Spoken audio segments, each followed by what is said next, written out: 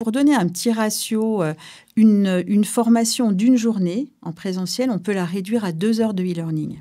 Je demande à mes clients ce qu'ils veulent et puis après, je leur dirai comment s'en passer. Il y a le côté pédagogie à la française.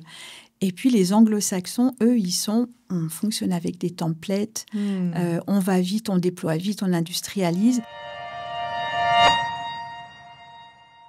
Bienvenue dans cette nouvelle interview d'Alpacity. Nous recevons aujourd'hui Elodie Primo, CEO de MOS, Mind on Site, une plateforme LMS, donc de Learning Management System.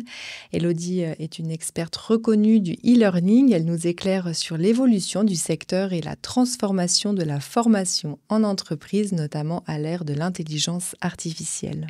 Elodie, bonjour. Bonjour Delphine. C'est un plaisir de te recevoir sur la chaîne YouTube d'Alpacity. On va beaucoup parler de e-learning, mais avant ça, est-ce que tu pourrais te présenter succinctement ? Alors, je viens du monde de la logistique, transporteur aérien qui n'existe plus. Je vous laisse deviner la suite. Oui. J'étais dans la vente et le marketing à ce moment-là. Et puis, je m'intéressais déjà beaucoup à la formation des équipes parce qu'il fallait former sur les produits, les services qu'on offrait. Et puis après aussi, dans un secteur qui est hyper concurrentiel, le côté transitaire, transport de marchandises, j'ai commencé à me dire, je vais former mes clients pour les aider à bien réaliser leur transport. Donc là-dessus, j'ai monté un petit programme de formation pour justement les habituer aux incoterms, ça s'appelait à la technique des heures de transport. J'ai convié un assureur, donc différents intervenants experts. Et puis, je ne savais pas, mais je faisais déjà de la formation de l'entreprise étendue. Et puis, ça m'intéressait tellement que je me suis formée aussi en PNL. J'ai fait un master en systémique. PNL, d'ailleurs, mon travail de diplôme, c'était la métaphore en formation. Et PNL, je sais que le jour programmation neurolinguistique. Donc, c'est les sciences cognitives qui m'intéressent beaucoup et c'est en fait attaché au comportement. Je me suis toujours intéressée à comment fonctionnent les autres, chercher un peu le mode d'emploi pour moi et pour les gens. J'ai fait aussi, grâce à ça, de la formation en communication intrapersonnelle, stratégie de créativité. Puis c'est là que j'ai monté, en fait, la première après la logistique. J'étais dans les ventes et le marketing à ce moment-là et j'ai monté ma première société de formation en stratégie de créativité et j'accompagnais aussi des banques qui étaient notamment dans les fusions, acquisitions et il y avait besoin d'accompagner les gens, etc. Donc, c'était ça. Puis un jour, un de mes clients me dit j'aime bien tes formations. Est-ce que tu pourrais faire quelque chose de plus numérique, donner ton support en ligne. Et puis, je lui dis, tu veux que je mette mon PowerPoint sur Internet ? Il me dit, ouais, pas exactement ce format-là. C'est du e-learning. Ah bon, du e-learning, tiens, c'est nouveau. Et puis, j'ai commencé à regarder ce qui se faisait, effectivement, et j'ai commencé à travailler là-dessus. J'avais mes anciens aussi concurrents qui m'avaient demandé de travailler pour eux et de faire des formations pour eux. Donc, voilà, j'ai mis en place des formations en ligne comme ça. Et après, on est parti sur la partie conception de contenus de formation digitaux. Et puis, on a commencé aussi à développer les outils digitaux pour créer des formations et pour les diffuser. Et là, j'ai été accompagnée par Genilem, dont je suis maintenant une des marraines. Et voilà, donc on a revu aussi un peu notre business model avec Genilem. Donc, c'était intéressant. Je n'ai pas rêvé d'être éditeur de logiciels. C'est arrivé comme ça par une suite de circonstances. Donc, au début, c'était vraiment du 100% en présentiel dans les entreprises. Oui. Ensuite, ça s'est transformé, mais c'était toi qui donnais les formations. Alors, il y avait une partie où je donnais les formations et j'avais des supports en ligne. Je faisais ce qu'on appelle du blended learning avant l'heure, avec des formations en salle. Et puis, ils avaient quand même des choses qu'ils pouvaient faire à distance, Donc, sur Internet, ils pouvaient accéder à des contenus. Et puis après, on est devenu, avec ma petite équipe, on a fait pas mal de choses. On s'est occupé de former des médecins. Des médecins pour leur relation aussi personnelle avec les patients, parce que ce n'est pas toujours simple. Donc, on a digitalisé des choses. On a été repéré par des sociétés pharmaceutiques pour qu'on forme leurs visiteurs médicaux. On changeait un peu de domaine, on va dire. Et puis là, on a mis aussi en place des formations et ça va aussi sur la formation produit, etc. On a eu Migros dans les clients. Un des premiers clients suisses, c'était Migros. Je me suis dit, allez, on va aller chercher un gros Migros, ça le fait. Et on avait développé les premiers contenus intranet, parce qu'avant, ils avaient des bornes Migros pour se former, etc. Et puis là, on a fait les formations intranet et c'était HACCP, donc c'était hygiène, fraîcheur. Et puis, c'était aussi les nouveaux textiles, etc. Donc, on a développé des contenus. Donc, on était agence multimédia de développement. Et puis après, on est allé sur les... On avait besoin d'outils pour nous développer. Il n'y avait pas de choses très, on va dire, intuitives. Il y avait des outils auteurs qui étaient vraiment pour des informaticiens, mais pas pour des formateurs, on va dire. Et on a développé nos outils. Et nos clients, pour nous, et nos clients ont commencé à regarder. Ah, mais c'est super cet outil, on aimerait bien l'utiliser. Donc voilà, on a dit, bon, on pourrait vendre des licences. Et puis ensuite, il fallait diffuser. Et pareil, les plateformes LMS à l'époque n'étaient pas très connues. Elles ont émergé. Le e-learning, l'émergence, c'était dans les années 2000 pour la partie LMS, Learning Management System. Il y a un standard qui a émergé. On a commencé juste un petit peu avant à développer quelque chose qu'on a mis à la poubelle parce qu'il fallait... être standardisé. Le standard SCORM arrivait et donc on a développé vraiment depuis le début, on s'est accroché à SCORM, à ce standard e-learning qu'on a gardé jusqu'à la fin, la 4e édition. Donc c'était vraiment le 2004, 4e édition, on a accroché sur des fonctionnalités intéressantes que ça apportait. Parce que moi je suis en train de m'imaginer, aujourd'hui c'est vrai que il y a plein de choses qui existent sur YouTube. Il y a des gens qui donnent des formations, puis on peut prendre un iPhone ou un téléphone, mais à l'époque, c'est pas non plus si lointain que ça, mais quand même l'accès à pouvoir se parler devant une caméra, faire un montage et après déposer sur une plateforme pour avoir un flux. J'imagine que c'était un projet un peu plus compliqué qu'on pourrait l'imaginer aujourd'hui. Oui, c'était effectivement plus difficile parce que c'est dans les années 2010 qu'on a vu justement la vidéo qui se mettait en place, où on avait aussi le mobile learning qui arrivait gentiment mais sûrement. Donc, on avait des moyens de production beaucoup plus classiques, on va dire. On n'avait pas tous les outils maintenant qui facilitent la production vidéo. Et puis, sur ces éléments je dirais, de mobile learning aussi, c'est adapter des formats. Parce qu'on était sur des formats beaucoup plus longs. Et avec le mobile, c'est une utilisation un petit peu différente. Donc, on a rétréci les formats. Et puis, les grandes vidéos, moi, je les ai connues aussi en formation dans ma jeunesse, on arrivait, on nous mettait dans une salle avec un café. Regardez la vidéo de l'entreprise. Ah oui. Mais toute seule comme ça, avec le café, onboarding. T'es toute seule dans... L'onboarding a bien changé.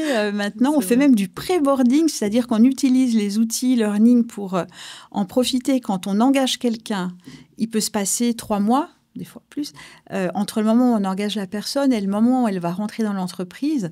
Alors, une plateforme de formation, un LMS, ça va permettre de pouvoir donner accès déjà à des ressources formatives, on va dire, et de pouvoir garder le contact avec la personne, qu'elle puisse déjà se mettre à niveau si besoin, pour faire qu'elle soit vraiment à l'aise le jour J, puis après, ça continue comme ça.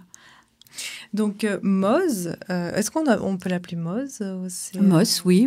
Moz. La contraction de Mind On Site, c'est ça. C'est les Français, les clients français, parce qu'ils n'aiment pas les acronymes anglais, donc ils nous ont appelés Moz. Ah, d'accord. Mais il y a du Moz Microsoft. Alors, des fois, ça porte... mince. Mais c'est Moz, on nous appelle. Moz, voilà. Que tu as donc créé et ensuite vendu à un groupe. Un groupe, oui. Qui est basé à Londres, en Angleterre, donc, et tu es resté CEO de cette plateforme. Est-ce que tu peux nous dire un petit peu ce que propose cette plateforme, quels sont vos types de clients et aujourd'hui, un petit peu le quotidien de cette plateforme? Alors, on adresse plusieurs typologies de clients dont le besoin est de former ce qu'on appelle l'entreprise étendue, c'est-à-dire aussi bien leurs collaborateurs que leurs clients ou leurs partenaires. Donc, on n'est pas uniquement côté RH, on a aussi des équipes vente, marketing ou dans les grosses PME, les directions qui viennent pour un usage multiple. Alors après, ces entreprises, elles peuvent avoir, je dirais, pour les collaborateurs, une taille pour commencer, c'est une centaine de collaborateurs, mais on a des clients qui sont plus petits, notamment des organismes de formation qui ont moins de 100 collaborateurs, mais qui vont, elles, diffuser à leurs clients des formations blended learning. C'est-à-dire le blended, c'est quand on a des formations qui vont être aussi bien en salle, en synchrone, ça veut dire ça se passe l'activité en même temps entre les différentes personnes, apprenants et formateurs. Ça peut être soit dans une salle, soit en classe virtuelle ou soit en coaching. Donc en one-to-one. Et puis après, les activités asynchrones, c'est quand on va laisser la possibilité aux personnes de pouvoir se former quand elles le veulent sur des ressources e-learning, des questionnaires, des vidéos. Il y a pas mal de typologies d'activités de formation maintenant qui sont à disposition. Donc là, vous êtes actif. Donc nous, on produit, voilà. Sur ce secteur-là, on produit une plateforme, donc Learning Management System. Cette plateforme, elle sert à créer des contenus de formation et à les diffuser, donc à les gérer sur les différentes populations. Et on a aussi une app mobile. Et vraiment, on est axé aussi, je dirais, sur la performance opérationnelle. On va s'attacher beaucoup avec les clients à regarder un peu quels indicateurs vont pouvoir servir pour mesurer le retour sur investissement de ce type d'outils, parce que ça reste quand même des grosses plateformes qu'on n'installe pas pour des durées de vie très courtes quand on les met en place sur un grand système. Après, on peut faire aussi des projets. On a l'habitude de squatter aussi le nid d'autres concurrents qui sont des gros éditeurs américains et qui, quelquefois, ne sont pas aussi agiles pour venir sur lancement d'un produit, par exemple. Il faut avoir un portail éphémère qui sera très gamifié, etc.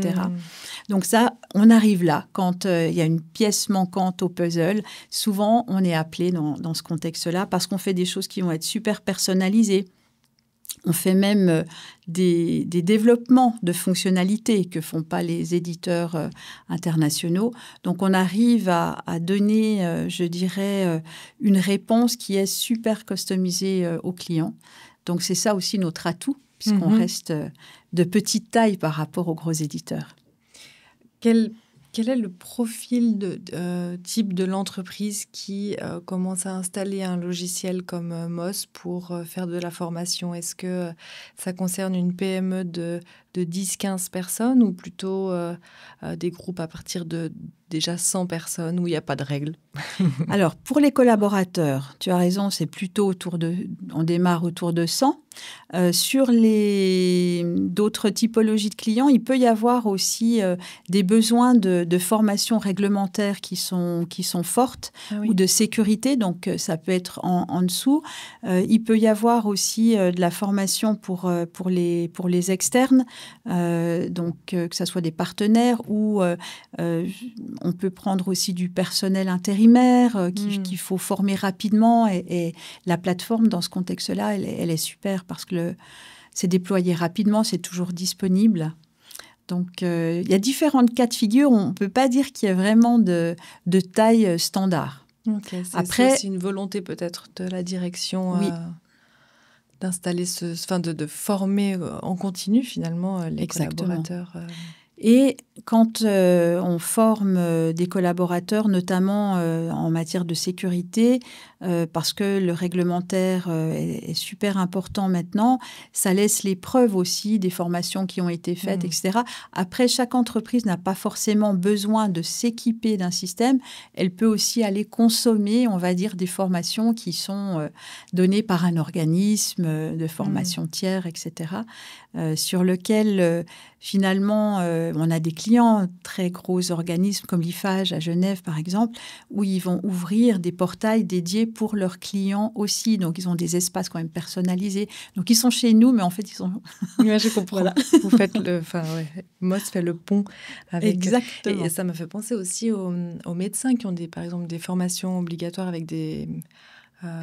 ils doivent prouver qu'ils ont bien passé tel ou tel... ce ne sont pas des examens, mais ce sont des informations. Ça, c'est typiquement un service de la plateforme qui serait fait par un partenaire qui propose ce genre de mise à jour pour les médecins. Alors, la Société vaudoise des médecins, effectivement, c'est une bonne question, est aussi un nouveau client pour nous. Et c'est eux qui mettent en place un certain nombre de formations qui vont permettre d'avoir des crédits qui valident effectivement les compétences des médecins. C'est tout à fait juste. Je ne sais pas pourquoi j'ai pensé à ça. Et ben ça voilà, m'est venu à l'esprit. Eh bien, c'est d'actualité. Mais aussi parce que sur ma fiche, je voyais le mot Covid. Et ça m'a fait peut-être une relation. J'imagine qu'il y a quand même eu dans le e-learning un mouvement qui s'est créé. Il y a plusieurs mouvements par rapport à la digitalisation et au fait qu'on reste de plus en plus à la maison pour apprendre. Quel a été l'impact du Covid sur le e-learning et puis vers quoi on tend maintenant que cette époque, heureusement, est derrière nous? Alors pour la petite histoire, faisant partie d'un groupe constitué d'organismes de formation, ça a été tout d'un coup toutes les sessions donc en présentiel, formation en classe, on ne peut plus les donner et il faut convertir ça en classe virtuelle. Et c'est arrivé ce que j'appelle du présentiel, vraiment qui a été mis en distanciel et qui était dégradé. C'était du distanciel dégradé parce qu'on ne peut pas passer une journée derrière son PC avec des gens et puis faire ses petites pauses tout seul. Ce n'était pas du tout la même qualité. Donc, mais ça a permis de voir que la classe virtuelle, elle est importante. Et puis, ça a permis de voir aussi l'émergence d'autres outils de classe virtuelle beaucoup plus adaptés, beaucoup plus fun pour que les formateurs, effectivement, puissent travailler. Et ça a amené, je dirais, ça a vraiment boosté aussi le blended learning, c'est-à-dire cette formation mixte que j'expliquais tout à l'heure, avec en se disant, on va rationaliser et mettre le maximum de choses en ligne, à distance, et on va garder ces moments de présentiel comme vraiment les moments où les interactions, là, sont privilégiées, où les échanges se font.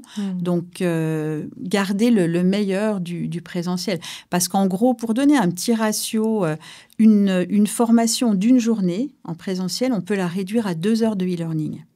Et pourquoi ? Parce que on va avoir ces moments de flottement, les questions qui viennent, les pauses. Une journée de formation, c'est pas 8 heures pile de formation. Souvent, déjà, voilà, il y a tout ça.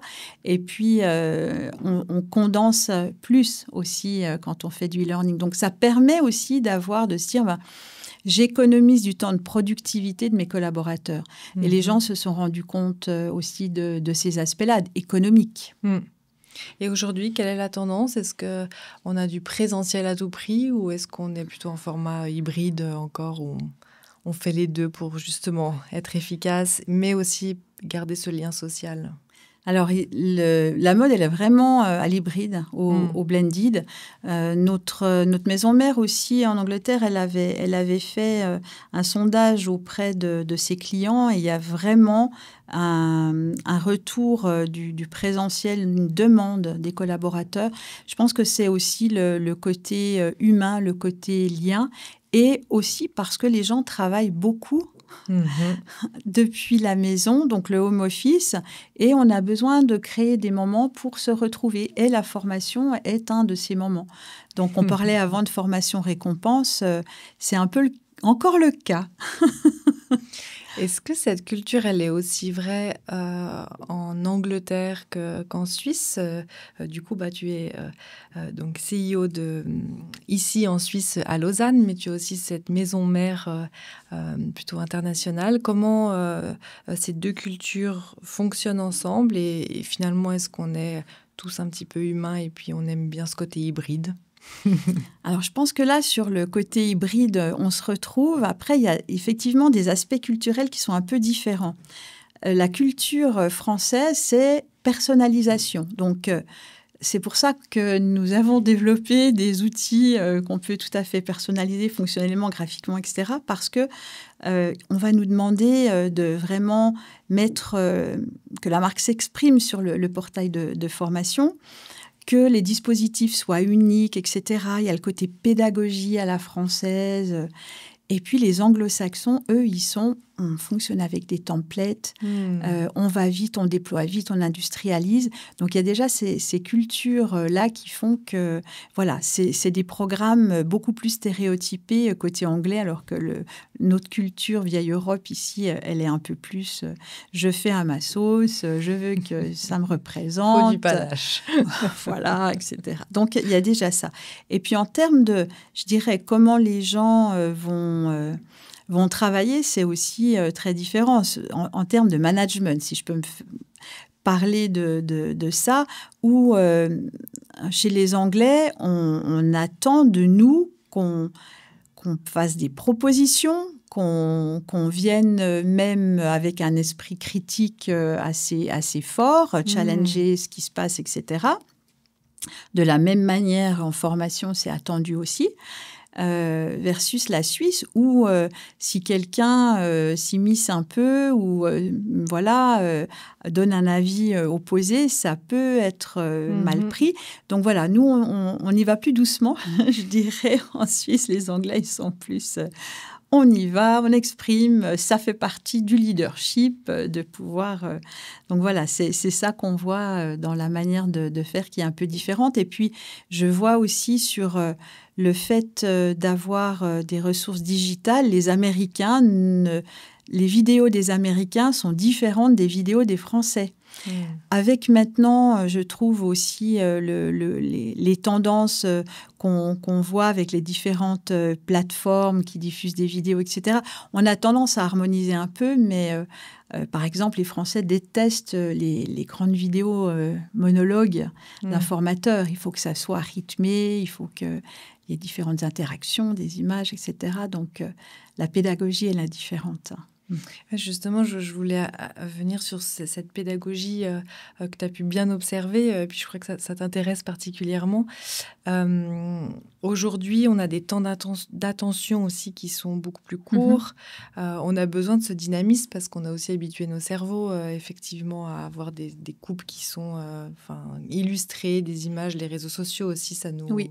Alors voilà, on aime quand il se passe des choses.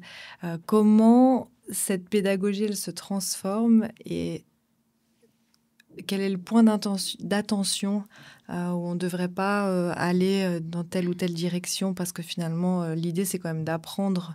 Est-ce qu'il y a des choses à ne pas faire ou des choses à complètement changer ou d'autres à améliorer?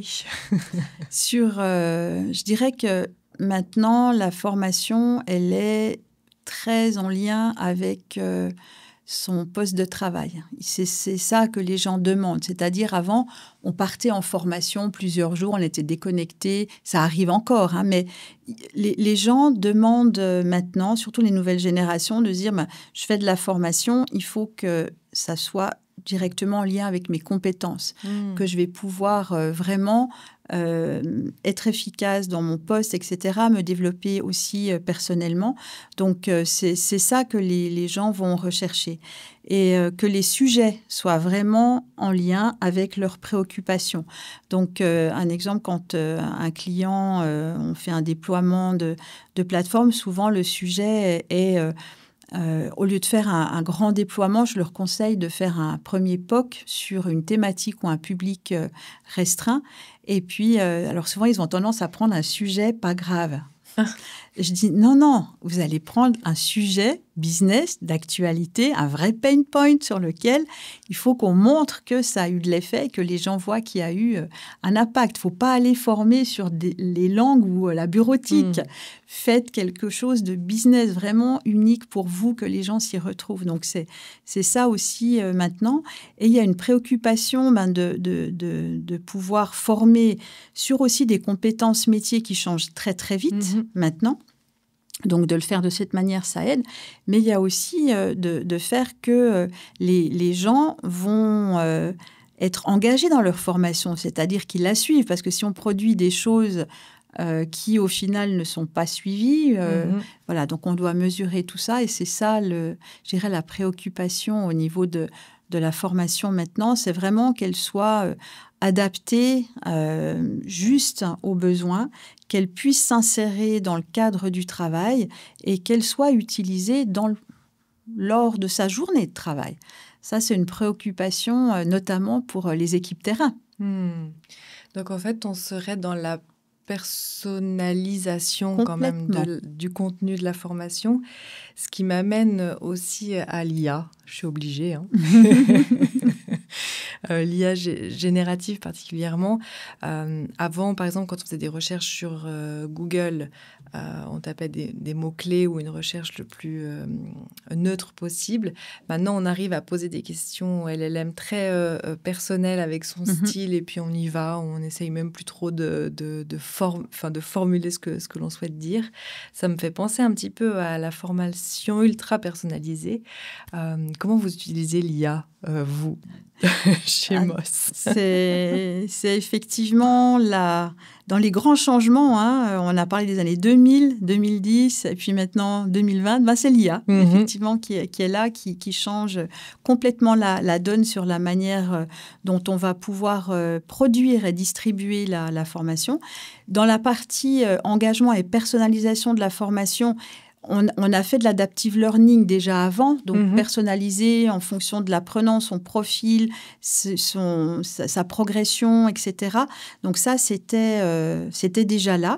Et puis, l'IA a permis, on a commencé avec la génération de contenu, avec l'IA générative. Donc, il y a des outils auteurs qui se sont développés dans ce sens-là. On a notamment 2 partenaires. Et nous, dans l'intégration de l'IA, on est parti sur un axe un petit peu différent. On n'a pas suivi la même voie que les autres pour la production de contenu. On est plutôt on a des clients avec beaucoup de formations, beaucoup de documents. Souvent, on peut être aussi en lien avec des bases documentaires, etc. Et l'idée, c'est de pouvoir justement accéder, avoir ces data sources disponibles qui peuvent être plurielles et de pouvoir générer du contenu à la demande de la part des personnes. Donc, c'est générer du micro-contenu. Après, ça n'a pas une qualité, ça ne va pas générer du Walt Disney, on est d'accord. Mais bientôt. Peut-être.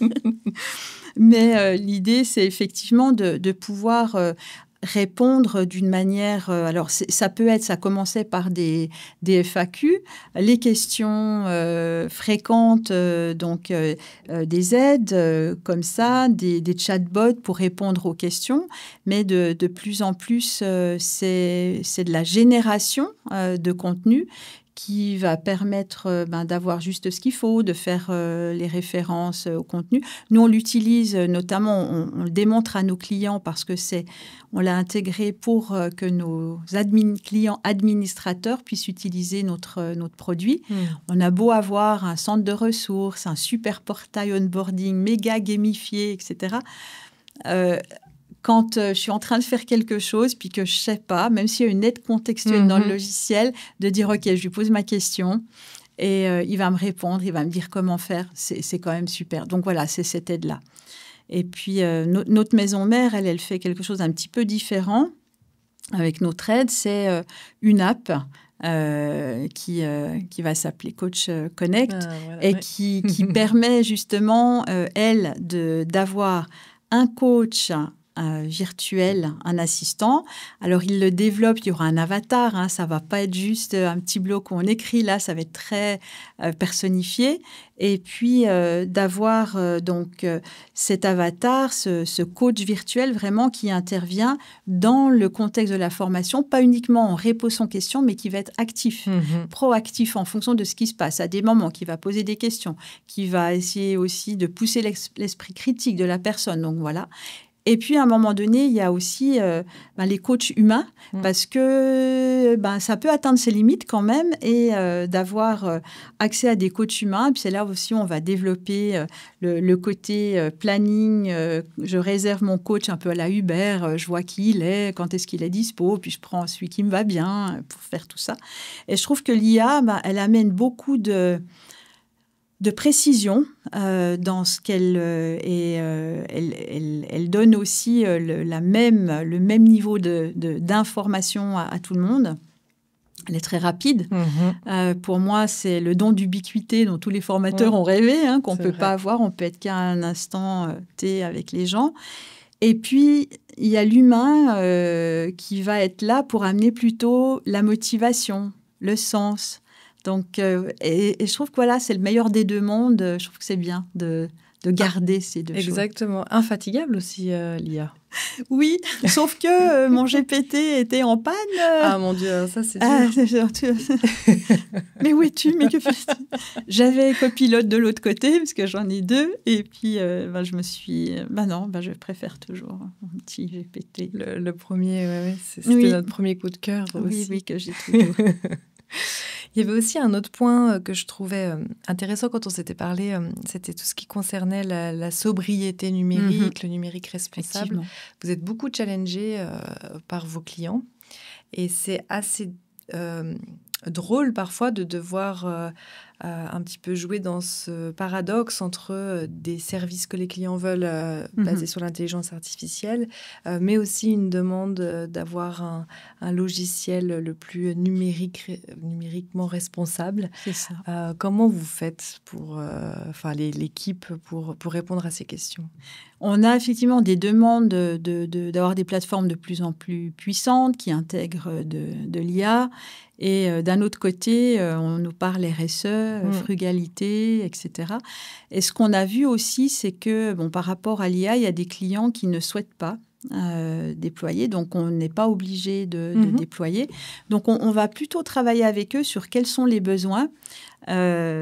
J'ai une phrase qui fait toujours rire mes collaborateurs, c'est je demande à mes clients ce qu'ils veulent et puis après je leur dirai comment s'en passer, dans le sens où il y a des choses qui ne sont pas forcément utiles, où ils pensent à faire quelque chose et il y a un autre moyen de le faire qui peut être justement plus responsable, plus sobre numériquement. Donc on regarde comment on va monter les choses et puis quand il faut et on déploie.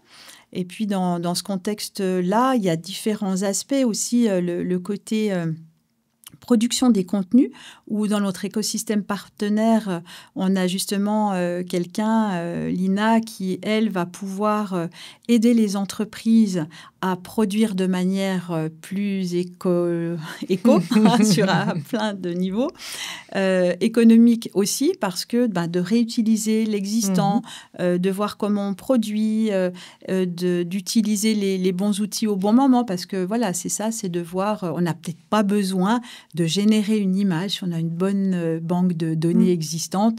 Voilà, donc il faut peut-être mettre en place des principes comme ça. Donc, elle les aide aussi à réfléchir à de l'éco-conception, ça s'appelle. Et nous, on fait de l'éco-conception, donc nos softs sont légers, on fait des déploiements personnalisés par client, on dimensionne tout ça. On a des hébergements aussi où on va avoir des data centers qui sont respectueux de tout ça. Donc, on cherche aussi les partenaires qui vont nous permettre d'atteindre ça.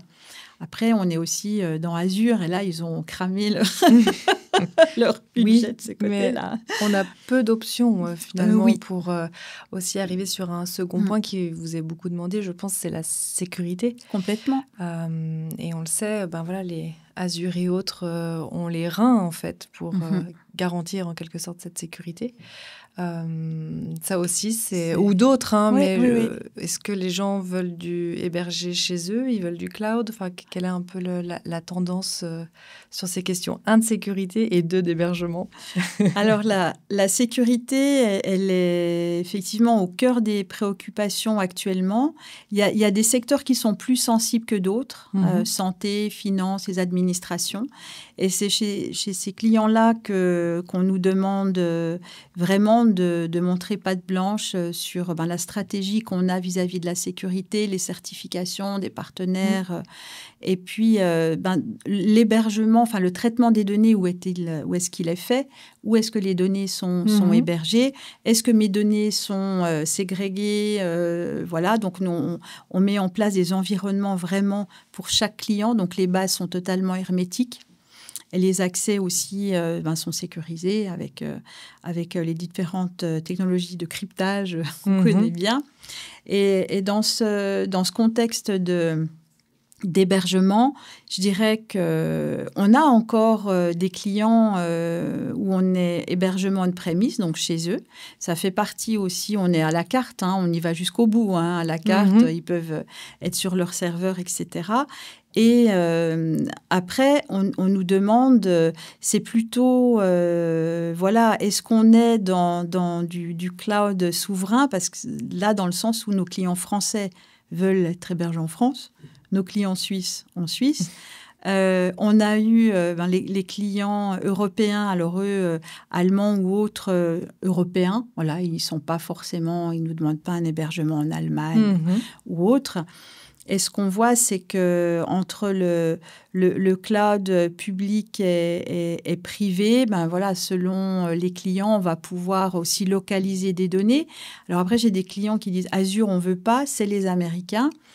Microsoft, avec le Patriot Act, même si on dit c'est hébergé sur un serveur français, qu'est-ce qui se passe? Il y en a certains qui doutent aussi de ça, donc qui veulent vraiment que les données restent sur le territoire, qu'elles soient traitées par des gens sur le territoire. Donc c'est vraiment une préoccupation d'une catégorie de clients, les banques notamment. C'est très intéressant de voir jusqu'où certains chefs d'entreprise pensent justement la gouvernance de leurs données, qui me semble quand même aujourd'hui assez compliqué d'être totalement souverain. C'est très compliqué d'être totalement souverain, parce que si on est sur Office 365, j'ai une partie des données qui est disponible. Alors c'est vrai qu'il y a... on dit c'est fiable, mais c'est pas infaillible. Et puis les gros sont ceux aussi qui sont peut-être plus targetés par les pirates que les autres. Je vois quand je parle à des clients airline et puis on parle des attaques, vous en avez tous les jours, vous savez, nous voilà, c'est alors que nous on tremble à l'idée de faire ça, et ça nous impose aussi, c'est très lourd de respecter ces contraintes réglementaires de sécurité de data. Et pour des éditeurs par rapport à avant, notre métier, il a aussi beaucoup évolué. Et les cahiers des charges aussi sont vraiment sur des critères. Avant, c'était la pédagogie, c'était l'expérience apprenant, etc. Maintenant, c'est la sécurité, c'est les statistiques. On rentre, bien, il n'y a pas que ça, j'exagère un peu, mais... Voilà, c'est vraiment très, très lourd en termes de documentation. J'étais avec un prospect banque récemment qui me remerciait encore de tous les documents que j'ai dû fournir, tous les questionnaires que j'ai dû remplir. Ouais, c'est vrai. C'est ça. Ouais. Et c'est du temps que je passais pas là-dessus, qu'on ne passait pas l'équipe avant. Sur le fond, sur le contenu, sur la pédagogie. Sur la certification, voilà. Maintenant, on est vraiment dans une stratégie de politique de sécurité qui nous demande de mettre en place beaucoup de choses qui ne nous font pas gagner du temps, ça c'est sûr.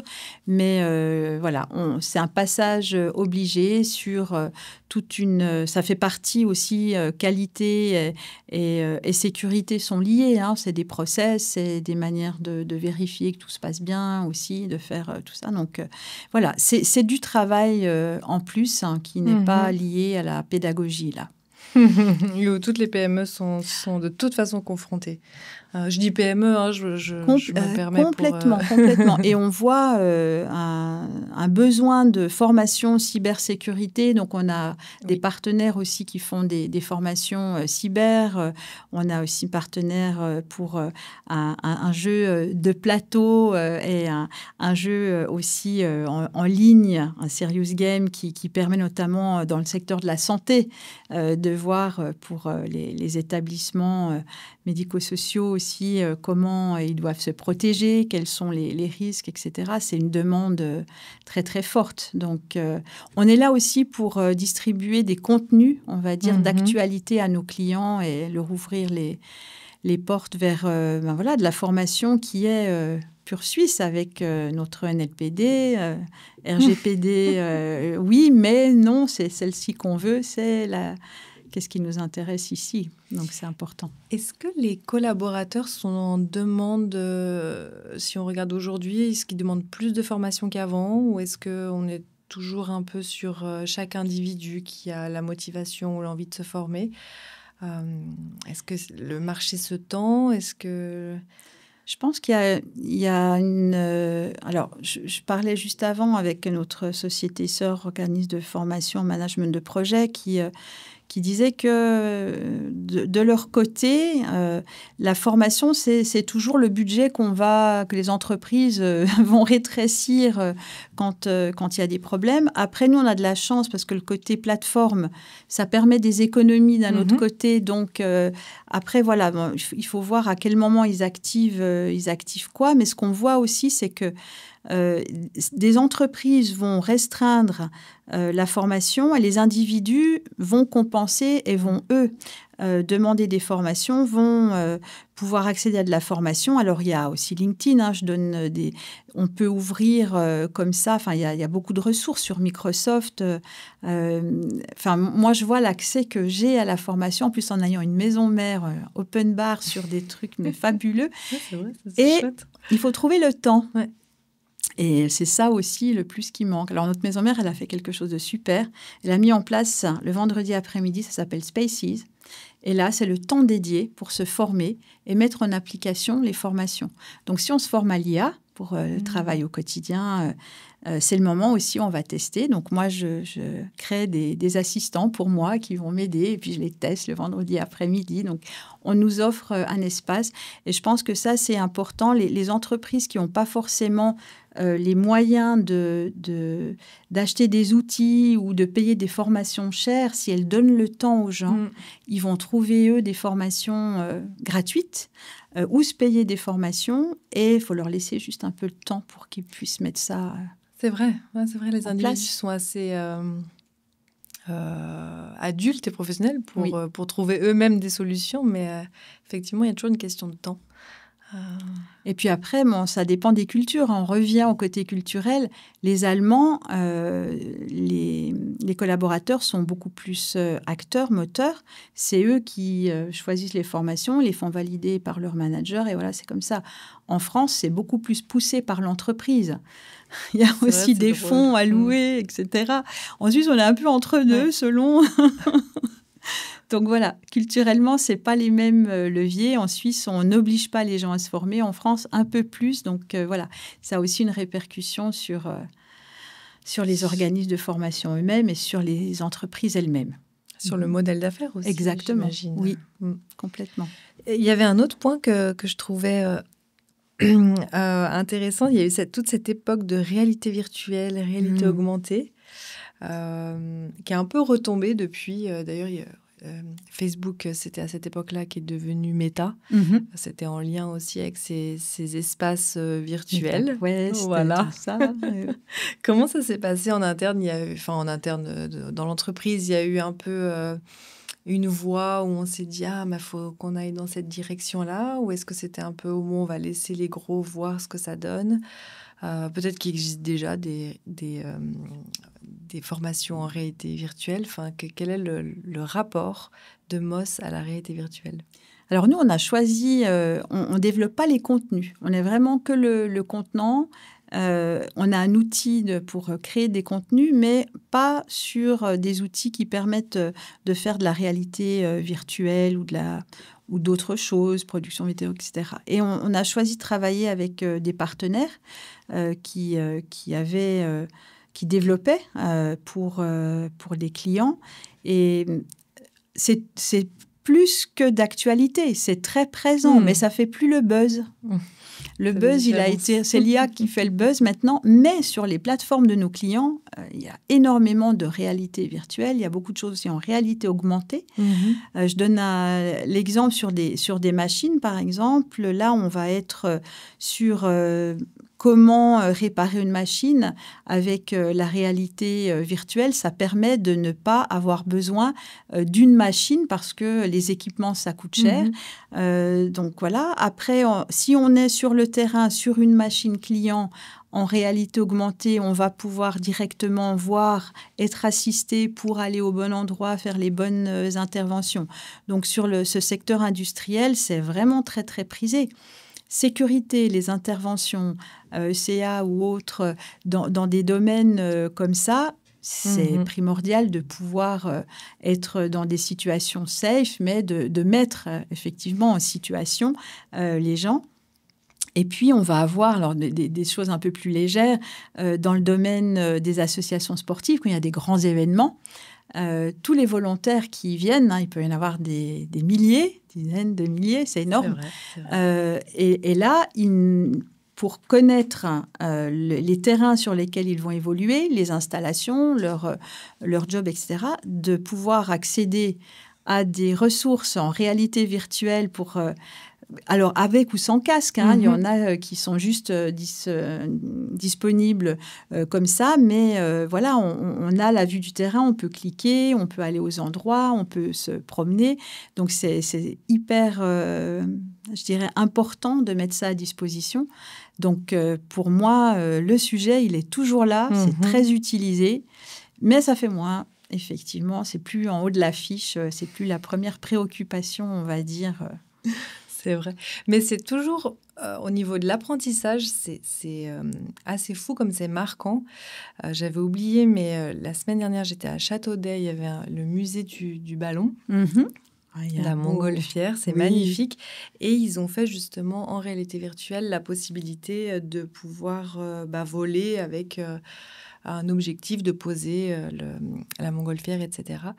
Et je dois dire que je suis encore marquée de cette expérience et j'avais oublié comme quoi la mise en condition réelle, même virtuelle, était un moyen d'apprendre fabuleux. On est en vraie immersion. En vraie immersion. Et puis, du côté de notre maison mère, après, on peut arriver aussi sur des sujets de formation au niveau des relations managériales ou avec les clients. On va être en simulation avec des avatars qui vont nous poser des questions, des choses. On peut se tromper, on peut essayer de les engueuler pour rigoler un peu, voir ce que ça donne, etc.